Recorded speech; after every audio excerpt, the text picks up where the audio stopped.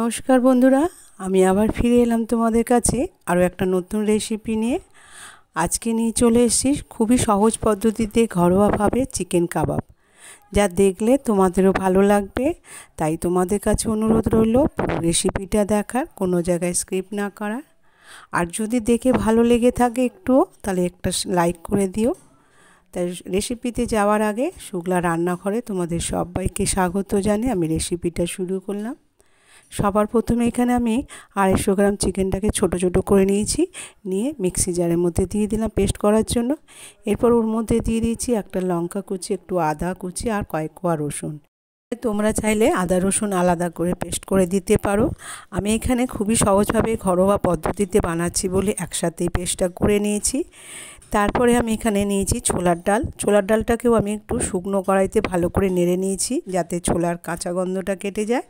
তারপরে ওটাকে 1 ঘন্টা মতন ভিজিয়ে রেখেছিলাম। ভিজিয়ে ভালো করে ধুয়ে ওটাকে জল ঝরিয়ে এটাকেও পেস্ট করে নিয়েছি, নিয়ে চিকেনের মধ্যে দিয়ে দিলাম। আর এইদিকে আমি একটা পেঁয়াজ কুচিয়ে রেখেছিলাম, তার মধ্যে একটু নুন দিয়ে দিলাম। নুন দিয়ে মাখিয়ে 5 মিনিটের জন্য আলাদা করে রেখে দিলাম, যাতে পেঁয়াজের যে এক্সট্রা জল সেটা বেরিয়ে যায়। আর এই জলটা যদি কাবাবের মধ্যে থাকে তাহলে কাবাবের বাইন্ডিংটা খুব একটা ভালো হয় না, সেই জন্য পেঁয়াজের মধ্যে আগে থেকে নুনটা মাখিয়ে রেখে দিলাম। এদিকে আমার ডাল পেস্টটাও আমি মাংসের মধ্যে ঢেলে দিলাম, আর ওর মধ্যে দিয়ে দিলাম ধনেপাতা কুচি, পুদিনা পাতা কুচি, স্বাদ মতো নুন, হলুদ, জিরের গুঁড়ো, ধনের গুঁড়ো, কাশ্মীরি লঙ্কার গুঁড়ো, আর দিয়েছি গরম মশলা আর একটু চাট মশলা। তারপরে পেঁয়াজটাকে এদিকে ভালো করে জল ঝরিয়ে নিয়েছি, জলটাকে নিগড়ে বার করে নিয়ে আমি মাংসের মধ্যে দিয়ে দিলাম। দিয়ে সবগুলোকে একসাথে এবার ভালো করে মাখিয়ে নেব। আর মাখাটা দেখো খুব সুন্দর হয়েছে, একেবারে টাইট হয়ে গেছে। বেশ কাবাব তৈরি করতে এতে ভালো হবে। তাই তোমাদের কাছে অনুরোধ রইল, তোমরা অবশ্যই এইভাবে একবার হলেও ট্রাই করে দেখতেই পারো। খুবই সহজ পদ্ধতিতে ঘরোয়াভাবে তোমরা যখন তখন এরকম কাবাব বানিয়ে বাড়িতে সবাইকে খাওয়াতে পারবে। ভালো মতন মাখানো হয়ে গেছে। এরপর হাতটা পরিষ্কার করে ধুয়ে আমি হাতে একটু তেল মাখিয়ে নিলাম। তবে তোমরা চাইলে এখানে হাতে একটু ঘিও মাখিয়ে নিতে পারো। এবার তার থেকে অল্প অল্প করে নিয়ে আমি গোল গোল করে শেপ দিয়ে দিয়েছি। তোমরা তোমাদের পছন্দ অনুযায়ী ছোট বড় করে নিতে পারো। আমি একটু বড় বড় করে গোল শেপ করে নিলাম। আর সবগুলোকেই আগে একেবারে রেডি করে নেব।